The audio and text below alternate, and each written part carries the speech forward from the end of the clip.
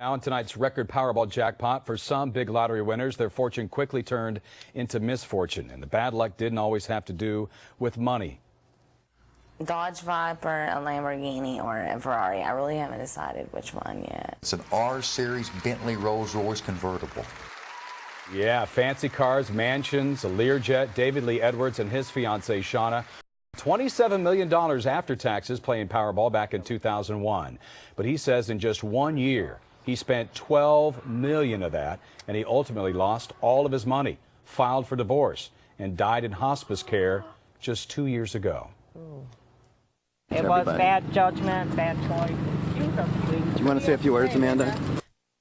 That is Amanda Clayton. Remember her? She won $1 million in the Michigan State Lottery, then got into some legal trouble after continuing to collect welfare benefits after winning the lottery. 1 year after winning, she died of an apparent drug overdose.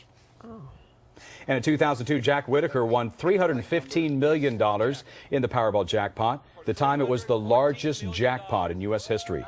Less than a year later, more than $500,000 in cash stolen from his car.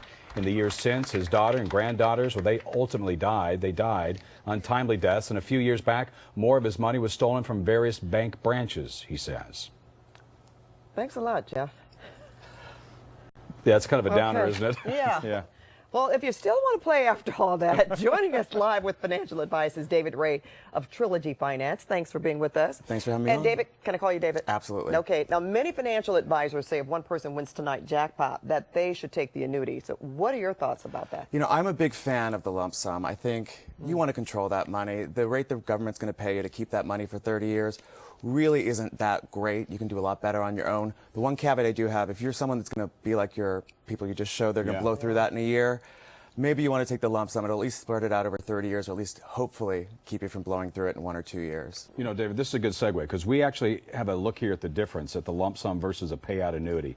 These are just estimates, of course, but after taxes, a lump sum gives you close to about $700 million, but an annuity gets you more than $1 billion. Now, that's over 30 years. That's a lot of money to leave on the table, but that's 30 years. So, David, is there like an age cutoff that you recommend? I mean, we want to be able to enjoy 30 years, but also you want to know, you want to be realistic, you know, if you're 30, go ahead. Yeah, you know, age, you do want to plan that. You have to figure out how long this money has to last. If you're 90, take the lump sum. I mean, you're gonna have a tough time running through it. Even if you're blowing it in a few years, you might be having a good time with it. But if you're a little younger, you do want to make this smart. Work with a planner like myself.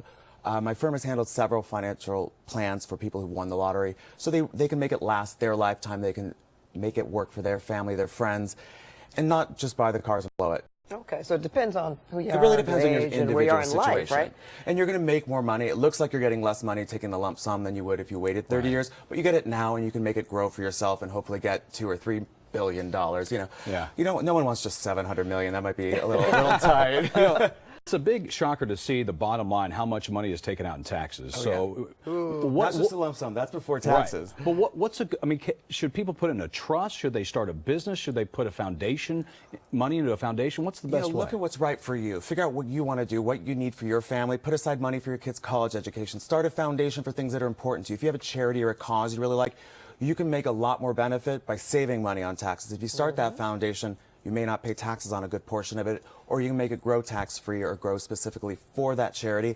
And that money's set aside and it's out of your Lamborghini fund, so you don't buy one for every day of the week. Oh, I love this. Look, we're going to give people your information. You sound really great. Now, this is pretty sad. We just showed that piece about those people losing all of their millions of dollars. Now, according to the National Endowment for Financial Education, 70% of people who unexpectedly come into large sums of money actually blow it in just 7 years. Absolutely. Why do you think that is, David? There's a ton of reasons. I think people ignore the taxation. They go, I won $1.5 billion to go blow that. It's not fun, but people don't have a plan. They don't have trusted advisors around them. And people have their hand out. When you are on that show and you get that big check for $1 million or $1 billion, every person you've ever met is going to come ask you for money. And you have some tips, right? I do have some tips. Okay. Don't make any rash decisions. Make sure you have a plan. Work with an advisor like myself, work with an estate planning attorney, work with a tax attorney to make sure you know how much money you actually have.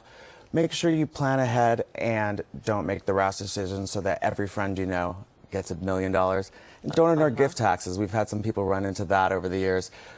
they give the money away and don't realize they're going to owe money on taxes further beyond the money they paid to get the lottery. Okay, so be financially smart. Right. That's what Sounds about, that's the way to boil it down, absolutely.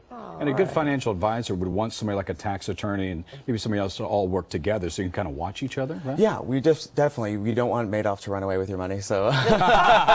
So no one-stop shopping. No Should be one-stop different- shopping. You know, there's a few different professionals, and we all bring different things to the table, especially when we're talking $1 billion.